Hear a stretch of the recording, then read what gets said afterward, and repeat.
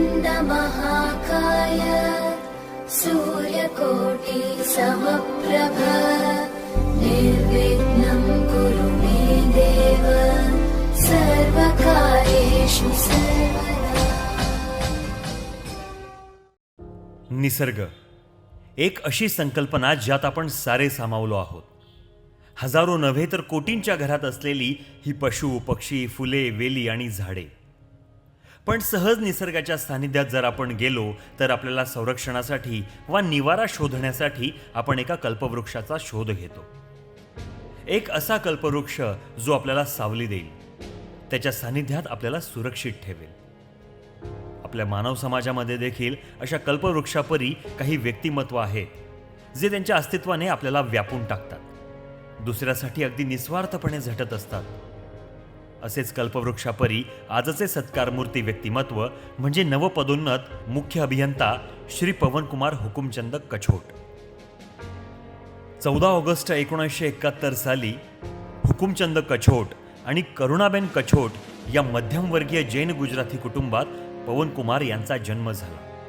वडील त्या काळात IIT पिलानी येथून ME इलेक्ट्रिक झालेले, त्यामुळे साहजिकच कुटुंबात शिक्षणासाठी अतिशय पूरक असंच वातावरण होतं.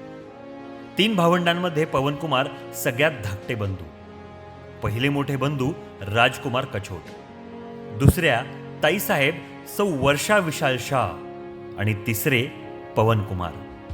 सुरुवातीच्या काळात दिल्लीत असलेले हे कुटुंब पवनकुमार 3ऱ्या वर्गात असताना देऊळगाव राजा बुलढाणा इथे स्थलांतरित झाले आणि इलेक्ट्रिकल सामानाचे दुकान थाटून स्वतःचा व्यवसाय या कुटुंबाने सुरू केला.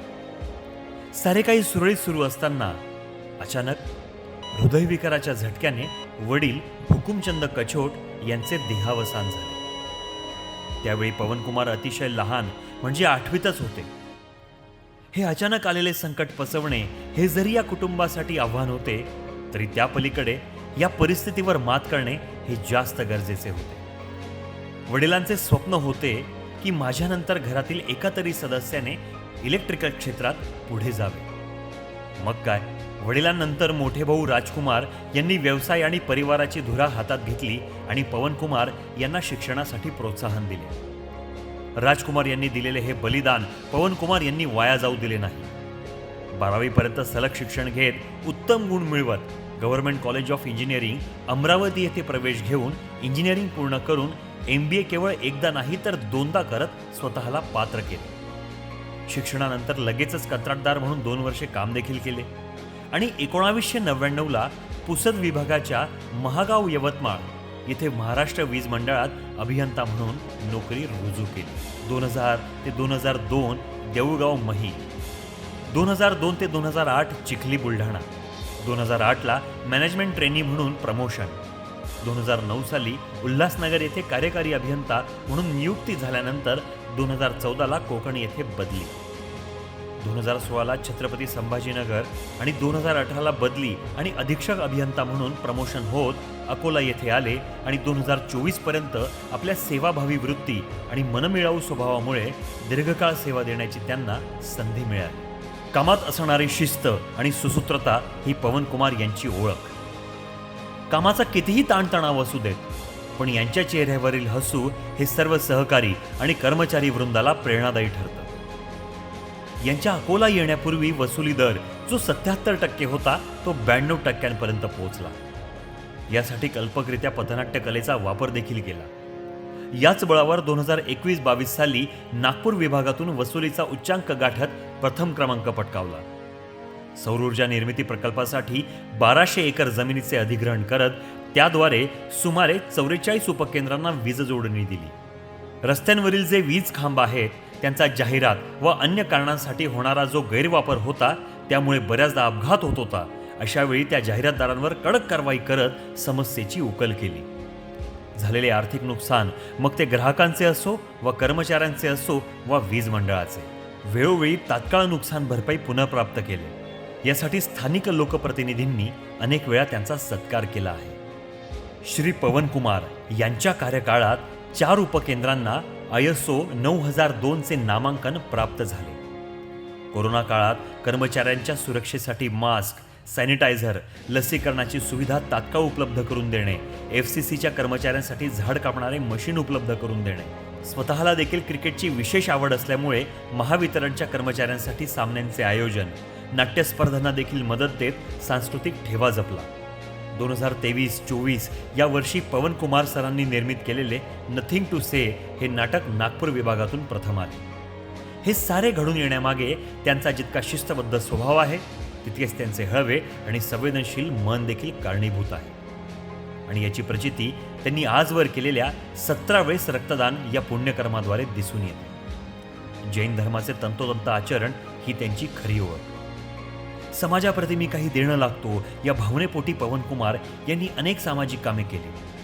पिण्याचे स्वच्छ पाणी देण्याच्या हेतूने RO प्लांटचे इन्स्टॉलेशन, निसर्गाचे झालेले नुकसान भरून निघण्यासाठी वृक्षारोपण, समाजातील उपेक्षित असलेल्या दिव्यांग बांधवांना मदत, पाडवा पहाटेला बेघर लोकांना फराळ आणि कपड्यांचे वितरण, मंडळातील कंत्राट स्तरावर असलेल्या कर्मचाऱ्यांना दिवाळीनिमित्त विशेष भेट आणि कार्यक्रमांचे आयोजन, जनसामान्यांना उच्च कोटीच्या विचारांची अनुभूती व्हावी यासाठी दरवर्षी होत असलेल्या सामर्थ्य व्याख्यानमालेच्या आयोजनात त्यांची महत्त्वाची भूमिका असते. असे अनेक सामाजिक उपक्रम पवन कुमार स्वतः प्रत्यक्ष किंवा अप्रत्यक्ष सहभागी होऊन पार पाडत असतात.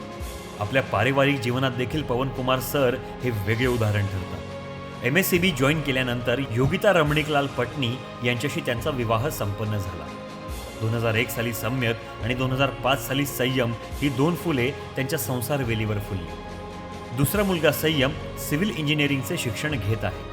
पारिवारिक आयुष्यात 2 असे कठीण प्रसंग जे पवन कुमार यांच्या वैयक्तिक आयुष्यात घडून गेले, परंतु ते त्यातूनही स्वतःला सावरत परिस्थितीवर मात करत ठाम उभे आहेत.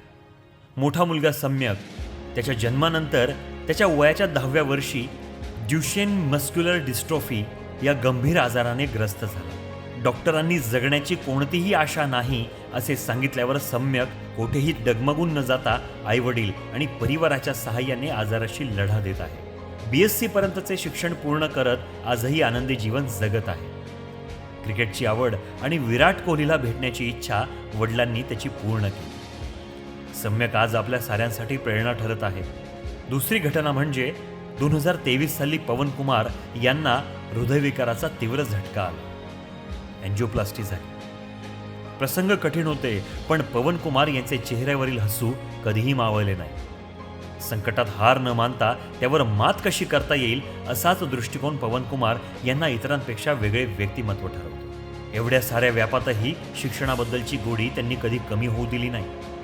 आवड आणि ज्ञानार्जनाच्या उद्देशनातून 2023 साली LLBचे शिक्षण देखील पूर्ण केले.